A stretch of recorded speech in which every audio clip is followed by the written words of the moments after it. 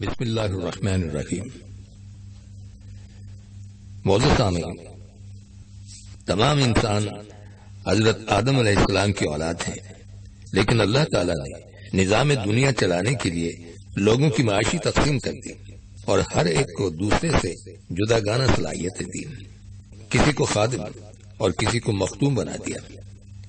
خادموں کے لیے اپنے آقاؤں کی خیرخواہی کا حکم دیا اور مخدوموں کو اپنے ماتحتوں سے ہر ممکن حسن سلوک کی خوب ترغیب دلائی اور ان کے معاملے میں اللہ تعالیٰ سے ڈرتے رہنے کا حکم دیا۔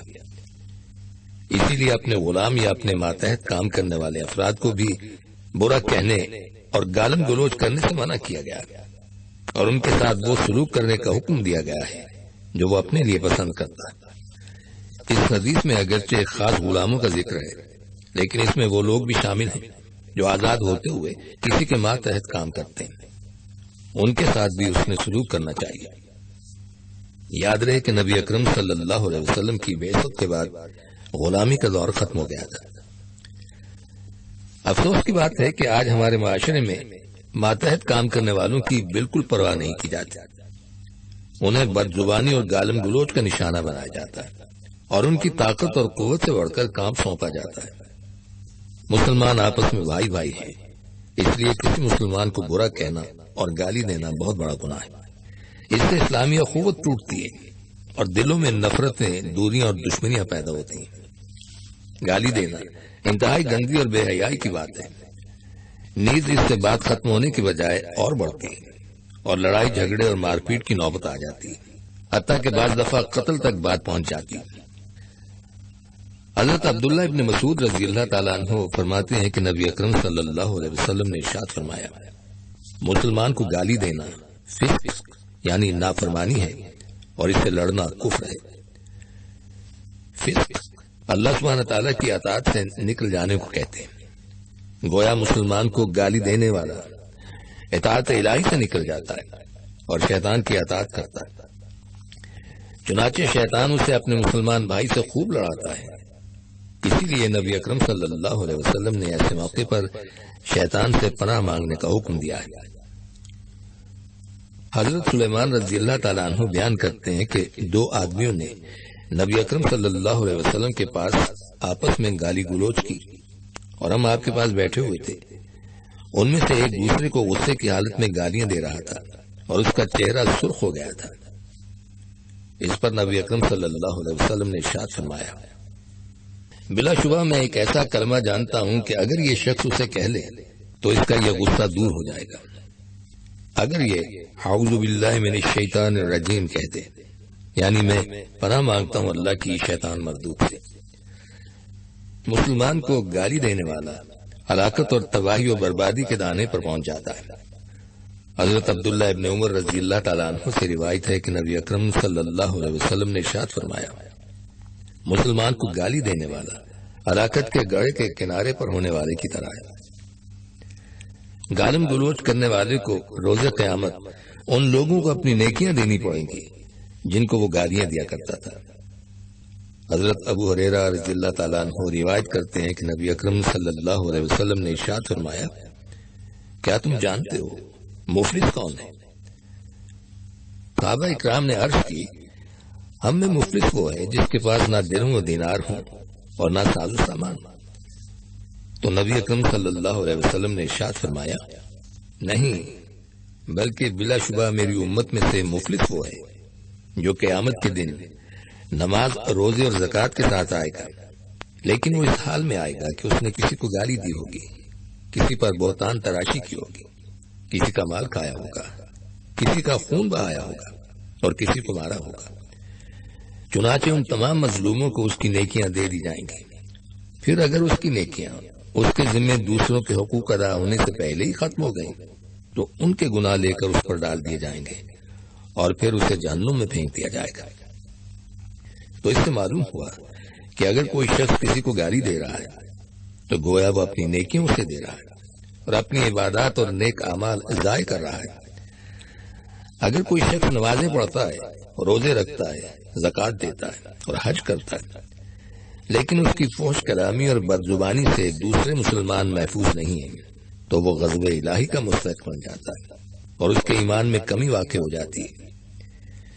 دین اسلام میں ابتداءً گالی دینا تو درکنار، کوئی گالی دے بھی تو اس کے جواب میں بھی گالی نہ دینے اور خاموش رہنے کی تعلیم دی گئی ہے، کیونکہ اس طرح فرشتہ اس کا دفاع کرتا ہے اور گالی دینے والے کو اس کی طرف سے جواب دیتا ہے جسے گالی دی جا رہی ہو، اور اگر وہ بھی جواب میں حد سے زیادہ گالم گلوچ کرنا شروع کر دے تو شیطان ان کے درمیان آ جاتا ہے اور انہیں ایک دوسرے کے خلاف خوب بھڑکاتا اور جوش دلاتا ہے، چنانچہ وہ آپس میں خوب گالم گلوچ کرتے ہیں۔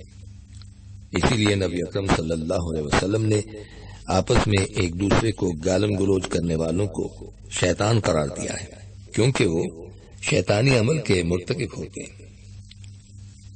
حضرت ابو ہریرہ رضی اللہ تعالیٰ عنہ سے روایت ہے کہ ایک شخص نبی اکرم صلی اللہ علیہ وسلم کی موجودگی میں حضرت ابو بکر صدیق رضی اللہ تعالیٰ عنہ کو گالیاں دے رہا تھا، اور نبی اکرم صلی اللہ علیہ وسلم تعجب کے ساتھ مسکرا رہے تھے۔ چنانچہ جب اس نے بہت زیادہ گالیاں دی تو حضرت ابو بکر صدیق رضی اللہ تعالیٰ عنہ نے اس کی کچھ گالیوں کا جواب دیا، تو نبی اکرم صلی اللہ علیہ وسلم غصے ہوئے اور وہاں سے اٹھ کر چلے گئے۔ حضرت ابو بکر رضی اللہ تعالیٰ عنہ آپ صلی اللہ علیہ وسلم کے پیچھے گئے اور آپ کے پاس آ کر کہا، اے اللہ کے رسول، جب وہ مجھے گالیاں دے رہا تھا تو آپ بیٹھے ہوئے تھے، لیکن جب میں نے اس کی بات کا جواب دیا تو آپ غصے ہو گئے اور اٹھ کھڑے ہوئے۔ آپ صلی اللہ علیہ وسلم نے ارشاد فرمایا، بلا شبہ تیرے ساتھ ایک فرشتہ تھا جو تیری جانب سے جواب دے رہا تھا، پھر جب تو نے اس کی بات کا جواب دیا تو شیطان آ گیا، چنانچہ میں شیطان کے ساتھ نہیں بیٹھ سکتا تھا۔ معلوم ہوا کہ اگر کوئی گالی دے تو اس کے جواب میں خاموش رہنا چاہیے اور عفو و درگزر سے کام لینا چاہیے۔ ارشاد باری تعالیٰ ہے، تو جو معاف کر دے اور صلح کر لے اس کا اجر اللہ کے ذمے ہے، تاہم پھر بھی اگر کوئی بدلہ لینا چاہتا ہے تو اسے صرف اس حد تک اجازت ہے جتنی اس پر زیادتی ہوئی ہے۔ حضرت ابو ہریرہ رضی اللہ تعالیٰ عنہ سے روایت ہے کہ نبی اکرم صلی اللہ علیہ وسلم نے ارشاد فرمایا، دو گالیاں دینے والے جو کہیں اس کا گناہ ابتدا کرنے والے پر ہے، بشرطے کہ مظلوم حد سے تجاوز نہ کرے۔ نبی اکرم صلی اللہ علیہ وسلم کسی کو برا کہنے اور گالی دینے سے مکمل گریز کیا کرتے تھے، لیکن اس کے باوجود آپ اس معاملے کی سنگینی کے پیش نظر اس قدر محتاط تھے کہ حضرت جابر رضی اللہ تعالیٰ عنہ کہتے ہیں کہ میں نے آپ کو یہ فرماتے ہوئے سنا، بے شک میں انسان ہوں اور بلا شبہ میں نے اپنے پروردگار سے یہ شرط کی ہے کہ مسلمانوں میں سے جسے بھی میں برا کہوں یا گالی دوں تو اس کے لیے گناہوں سے پاکی اور اجر کا باعث ہو۔ بڑے افسوس کی بات ہے کہ آج ہمارے معاشرے میں لوگوں کی اکثریت نے گالی کو اپنا تکیہ کلام بنا رکھا، ان کی گفتگو کا آغاز بھی گالی ہے اور اختتام بھی گالی پر ہوتا ہے۔ آپس میں ایک دوسرے کو خوب گالیاں دی جاتی ہیں۔ اگر کہیں دو شخص آپس میں لڑ پڑے تو ایک دوسرے کے خلاف گالیوں کی بوچھاڑ کر دیتے ہیں، جبکہ نبی اکرم صلی اللہ علیہ وسلم نے اسے نفاق کی علامت قرار دیا ہے۔ حضرت عبداللہ ابن عمر رضی اللہ تعالیٰ عنہ سے روایت ہے کہ نبی اکرم صلی اللہ علیہ وسلم نے ارشاد فرمایا، چار چیزیں جس کسی میں ہوں وہ خالص منافق ہے، اور جس میں ان میں سے کوئی ایک بھی خصلت ہو اس میں نفاق کی ایک خصلت ہوگی یہاں تک کہ وہ اسے چھوڑ دے، اور وہ یہ ہے، نمبر 1، جب اس کے پاس امانت رکھی جائے تو خیانت کرے، نمبر 2، جب بات کرے تو جھوٹ بولے، نمبر 3، جب عہد کرے تو بدعہدی کرے، اور نمبر 4، جب جھگڑا کرے تو بیہودہ بکواس یعنی گالم گلوچ کرے۔ ہمیں آپس میں ایک دوسرے کو گالم گلوچ کرنے سے مکمل طور پر اجتناب کرنا چاہیے اور اپنی زبانوں پر کنٹرول کرنا چاہیے تاکہ دوسرے مسلمانوں کو اس سے تکلیف نہ پہنچے۔ جیسا کہ آپ جانتے ہیں کہ شیطان انسان کا بدترین دشمن ہے جو ہر وقت اسے گمراہ کرنے اور فسق و فجور میں مبتلا کرنے کے ڈر پہ رہتا ہے۔ ارشاد باری تعالیٰ ہے، بے شک شیطان تمہارا دشمن ہے لہذا تم اسے دشمنی سمجھو، وہ تو اپنے گروہ کو صرف اس لیے بلاتا ہے کہ وہ بھڑکتی آگ یعنی جہنم والے ہو جائیں۔ شیطان نے اللہ سبحانہ تعالیٰ کی بارگاہ میں یہ کہا تھا، تیری عزت کی قسم میں ضرور ان سب کو گمراہ کروں گا۔ شیطان کے دشمن ہونے کے باوجود انسان کو اسے گالی دینے اور برا کہنے سے روکا گیا، کیونکہ گالی خود شیطانی فعل ہے۔ حضرت ابو ہریرہ رضی اللہ تعالیٰ عنہ سے روایت ہے کہ نبی اکرم صلی اللہ علیہ وسلم نے ارشاد فرمایا، شیطان کو گالیاں مت دو، بلکہ اس کے شر سے اللہ کی پناہ مانگو۔ انسان جب کوئی برا کام کرتا ہے یا کسی مصیبت کا شکار ہوتا ہے اور شیطان کو برا کہتا ہے تو اس سے شیطان پر کچھ اثر نہیں پڑتا، بلکہ وہ پھولتا اور خوش ہوتا ہے کہ میری وجہ سے ایسا ہوا ہے۔ ایک بزرگ کسی صحابی رسول صلی اللہ علیہ وسلم سے روایت کرتے ہیں کہ انہوں نے کہا، میں نبی اکرم صلی اللہ علیہ وسلم کے ساتھ سواری پر ان کے پیچھے بیٹھا ہوا تھا کہ آپ کی سواری کو ٹھوکر لگی تو میں نے کہا، شیطان ہلاک ہو۔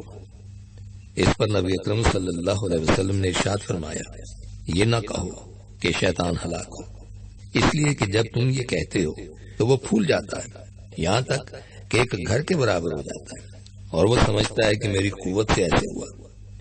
لیکن کہو بسم اللہ، اللہ کے نام سے، کیونکہ بلا شبہ جب تم یہ کہتے ہو تو وہ سکڑ جاتا ہے، حتیٰ کہ مکھی کی مانند ہو جاتا ہے۔ ہمارے آج کے معاشرے میں لوگوں کی حالت یہ ہے کہ گناہ کر کے شیطان کو برا کہتے ہیں اور گالیاں دیتے ہیں، جس سے وہ خوش ہوتا ہے، پھولتا اور فخر و غرور کرتا ہے کہ میں نے انہیں گناہوں اور نافرمانیوں میں مبتلا کر دیا۔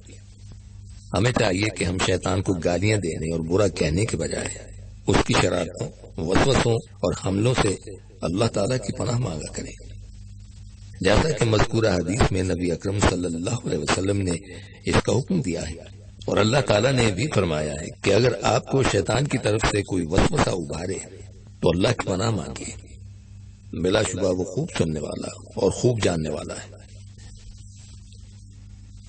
سامعین، کسی بیماری یا آزمائش کو برا نہیں کہنا چاہیے، اس لیے کہ یہ اللہ کی مشیت سے آتی ہے۔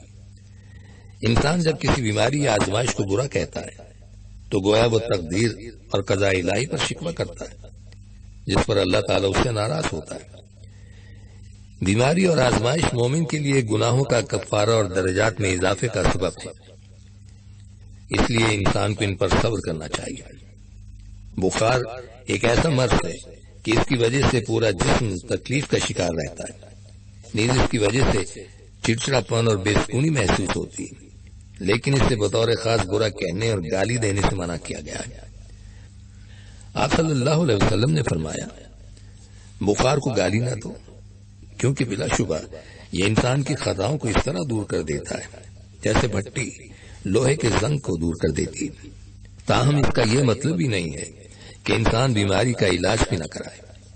نبی اکرم صلی اللہ علیہ وسلم نے بیماری کا علاج کرانے کی ہدایت کی ہے، جیسے حدیث میں آتا ہے کہ دیہاتیوں نے نبی اکرم صلی اللہ علیہ وسلم سے پوچھا، کیا ہم دوا کر لیا کریں؟ تو آپ صلی اللہ علیہ وسلم نے ارشاد فرمایا، دوا کیا کرو۔ بلا شبہ اللہ سبحانہ تعالیٰ نے کوئی بیماری پیدا نہیں کی مگر اس کی دوا بھی پیدا کی، سوائے ایک بیماری کے، یعنی بڑھاپا۔ اس کا کوئی علاج نہیں ہے۔ اور سامعین، ان کلمات کے ساتھ ہی ہمارے آج کے پروگرام کا وقت بھی اب ختم ہوتا ہے، اس دعا کے ساتھ کہ اللہ تعالی ہم سب کو صراط مستقیم پر چلنے کی توفیق عطا فرمائے، آمین۔ آئندہ ملاقات تک کے لیے محمود احمد کو اجازت دیجیے، اللہ حافظ۔